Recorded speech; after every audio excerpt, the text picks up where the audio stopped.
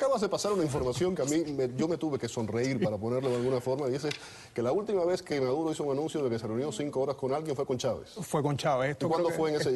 Esto creo que fue el 4 o 5, 3 o 4 de marzo. Y al día siguiente... No sacamos deducciones ninguna vez. No, decía que se había reunido 5 horas con Chávez, que había tenido una cena de trabajo con él, y bueno, un día y medio más tarde anuncian la muerte de Chávez. Entonces yo me pregunto, ¿nos estarán mandando un mensaje cifrado, no? Me reuní 5 horas con Fidel, bueno, en un día y medio nos dicen, ya se nos acabó. Alfredo, ¿qué piensas? Hay una implosión de la economía venezolana, hay una crisis, hay una gran preocupación, y ese señor va a Cuba y firma un montón de tratados. Bueno, esta vez a los venezolanos nos está costando $2.000 millones el favorcito de robarse las elecciones el 14 de abril. Esto es algo, Félix, vergonzoso. Es decir, en este mundo que vivimos hoy día... marcha atrás ya. De ningún tipo. Y en este mundo que vivimos hoy día no hay 2 presidentes en el mundo que se reúnan 5 horas. Esto es una payasada, Félix. Esto es una falta de respeto al intelecto y a la más mínima dignidad humana. Esto no tiene ni pies ni cabeza. Yo tengo un amigo que dice que Venezuela es el único país del mundo que paga millones para ser invadido. Esto es una cosa verdaderamente insólita. Y ningún presidente con una crisis política como la que vive Venezuela se ausentaría el fin de semana como si estuviera de vacaciones. Esto es algo verdaderamente lamentable. Totalmente. Alexis, esto es un acuerdo bilateral. ¿Qué ofrece Cuba en todo esto? Esto a mí me recuerda mucho la relación del mutualismo que existe entre el tiburón y el pez pega. Y claro, lo simpático de acá es que el pez pega controla al tiburón, o sea, porque Cuba es el país pequeño y el tiburón es Venezuela con todos estos recursos. Entonces dicen que sí, que se han firmado convenios bilaterales, donde supongo que Venezuela está poniendo el capital y vete a ver qué pone Cuba, qué puede ofrecer Cuba, que no tiene nada en este momento, o sea, y que ha estado chupándole la sangre al pueblo venezolano.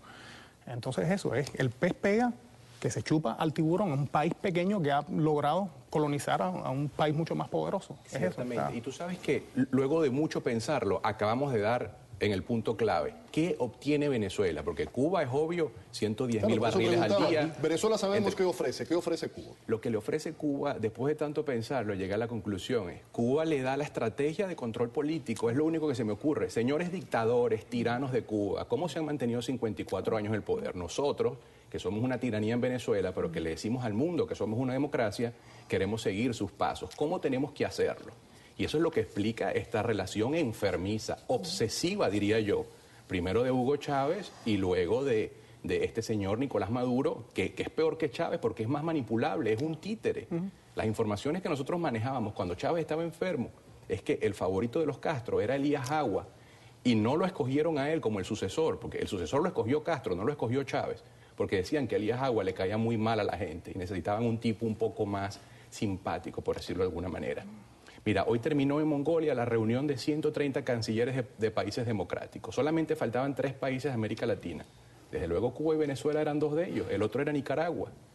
Y los otros que están vetados de esa lista, Zimbabue, Corea del Norte, Siria y Bielorrusia. 4 países con dictadores de los que Hugo Chávez se jactaba de decir que eran sus grandes amigos, socios y aliados.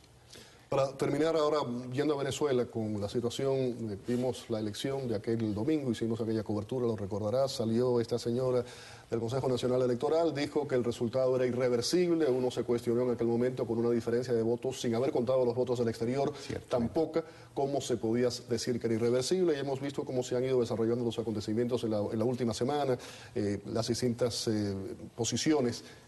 No hay nada que hacer, eso está cerrado. ¿Y qué pasa con Capriles? Lo bueno, Félix, de todo esto y de haber llegado a esa elección y de ganarla es que están puestos en evidencia. Antes tenían la fachada electoral, ahora el CNE, haber querido obligar al CNE a hacer la auditoría y el CNE negarse a hacer la auditoría de la forma que se debe hacer, esto ya los pone en evidencia, entonces ya no pueden decir que es una democracia. ¿Y qué pasa con Capriles? ¿Va preso? Eso es como el cuento de Caperucita y el lobo. Bueno, ya tenemos un preso político de Nicolás Maduro que, por cierto, se produjo mientras estuvo en La Habana. Y no es casualidad que este general Antonio Rivero, le dijo a Hugo Chávez en su cara, como general de la República, que él le exigía que sacara a los cubanos de las Fuerzas Armadas. Y le pusieron la cruz desde ese día. Y ahora Nicolás Maduro se la viene a cobrar, inculpándolo de una cosa ridícula. Él fue a hablar con unos manifestantes y ahora lo están acusando de que estaba alentando a una protesta que no era pacífica.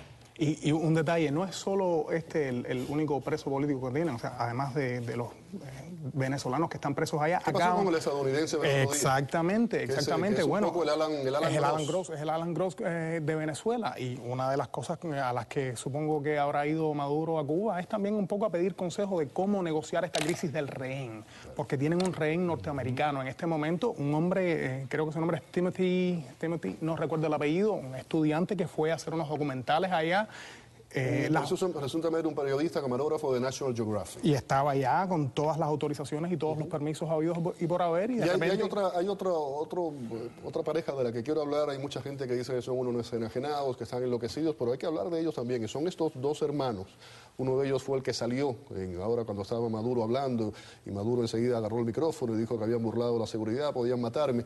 Que estos dos hermanos, tengo entendido que los dos están detenidos, tienen una trayectoria de años en que han interrumpido conciertos, artistas. Uno de ellos inclusive en una coronación de Miss Universo salió y dijo que quería la corona, que quería coronarse. Pero más allá de esa parte que puede ser un poco jocosa, la van a pasar mal. Bueno, Félix, es el colmo verdaderamente que en un país donde ha habido 180.000 muertes violentas durante los últimos 14 años y donde el nivel de impunidad es entre 92 y 95% de esos asesinos nunca llegan a la justicia, y que la agarren con un pobre muchacho que lo único que le dijo fue... Los dos, porque yo intenté hoy ver si podía entrevistar al hermano, y la información que me llegó, al menos a mí, es que los dos están detenidos. Yo no tenía conocimiento del segundo, pero el primero, el que burló la seguridad, simplemente le dijo: Nicolás, ayúdame. Una persona magnánima, un estadista, tendría compasión de esa persona y lo ayudaría. No esto de una retaliación pero grotesca. Lo mandaron a la cárcel, le hicieron un examen psiquiátrico, lo tienen como un preso lo metieron con los peores presos en una de las cárceles de mayor seguridad. Bueno, ya no hay seguridad en las cárceles, pero donde están los presos, digamos, que han cometido peores delitos, y lo mandaron a esa cárcel. Venezuela es un país inverosímil, es una cosa que con lógica no se puede explicar. ¿Qué lectura le damos a las declaraciones de Correa, que se está llamando ahora Capriles golpista?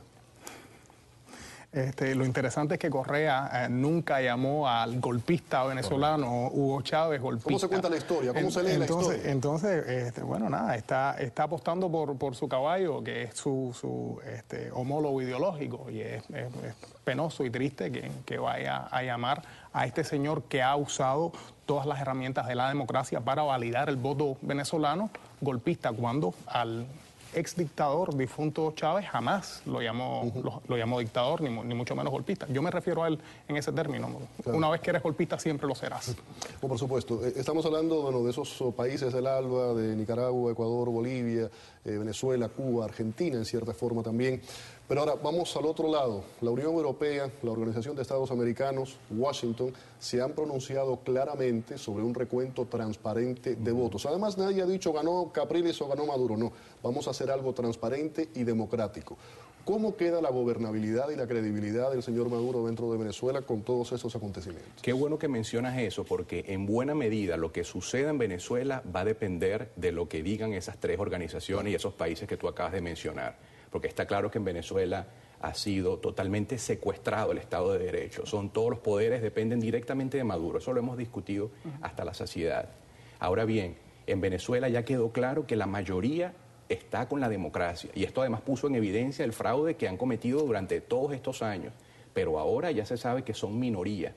Entonces, lo que digan estos países va a ser crucial en la resolución de un conflicto que el régimen está dispuesto a defender al costo que sea. Y eso es lo grave, que esto es un grupo de personas que no están dispuestos a ceder el poder. Si tienen que dar la vida, creo que la darán, porque están comprometidos, no con las mejores causas, como decía Maduro, hablando de Fidel Castro, sino todo lo contrario, con las peores causas de la humanidad. Además es una forma, como lo veo, se ha quitado un poco la máscara. El gobierno venezolano que ha estado un poco, se ha quitado la máscara. Quedaron en evidencia, y eso es lo más importante. Mucha gente se preguntaba antes de la elección, ¿cuál es el propósito de ir a una elección donde está controlada por Cuba y donde se la van a robar? Y es cierto, en cierto modo tenían razón, pero Capriles dijo no.